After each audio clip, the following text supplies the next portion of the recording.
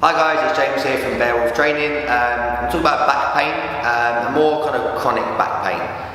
Chronic is basically something that you've dealt with for a longer period of time. So not an acute thing that you've just kind of hurt your back, but past that kind of 2 months, 3 months onwards, more of a chronic situation. The thing with chronic back pain is it could come down to your daily lifestyle, it could come down to work, it could be sports or activities that you do, or it could come down to imbalances in the body. It's always best to get that checked out with a professional, and they can help you along with that. These are 3 things that you can do today that are really going to help get you on the path to kind of curing that back pain. So the first one is a stretch, and it's called a child's pose. It's a really nice way of just kind of lengthening through the lower back and taking off some of the pressure that you find in the lumbar spine, so the lower section of your back. Really simple, so you're looking at getting onto the floor. You can have something underneath your knees if it makes it more comfortable for you, and you're going to kind of sit yourself back, your bum back towards your heels. Your knees can go slightly wide if it makes it more comfortable, and you're going to reach your hands away from you, walk them away, and kind of just use your breath.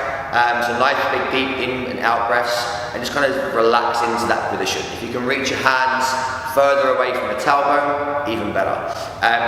You're going to kind of think chest towards the floor. You can vary that up a little bit, and you can walk your hands off from side to side. It's going to give you a slightly different stretch. So if you walk your hands to the left, you might start to feel it more on your right side, and vice versa.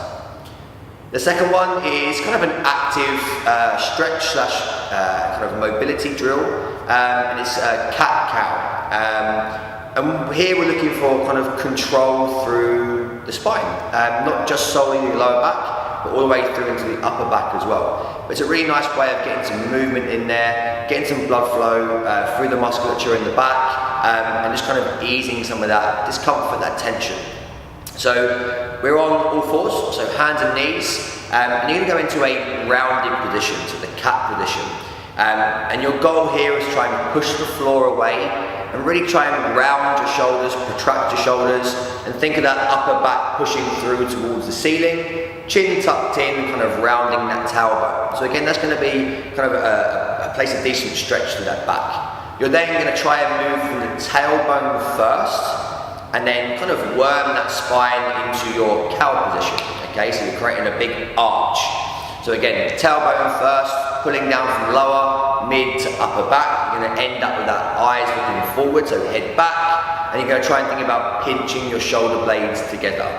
Now you're going to spend roughly 2 to 5 seconds in each of those end positions, and you're probably looking to do anywhere from 5 to 10 reps at a time. And your last one is more of a strength drill, but it also brings some balance and stability into things. It's called a bird dog. So again, we're looking to be on all fours, so hands and knees, create a nice stable base. And we're looking to basically kind of stretch out. So firstly, let's say the right leg and the left arm, so the opposite sides, to reach out and away from the body. And you're going to try and think about fingertips and toes as far away as you can, keeping them roughly in line with kind of hip and shoulder.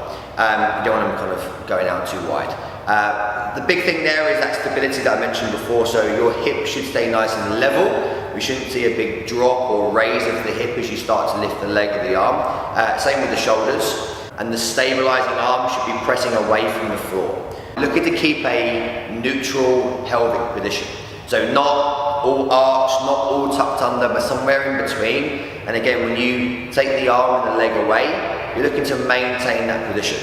You only go as far as you can whilst maintaining that midline. That's something you can build up over time. If you don't get full range straight away, do not worry about it. It will come. You should start to feel hopefully a little bit of tension, a little bit of squeeze into that lower back, potentially up into the mid back by lifting the arm as well. If it's too challenging, too much, you can always regress it down. And you can start by just lifting the leg or just lifting the arm, and again you can build those in.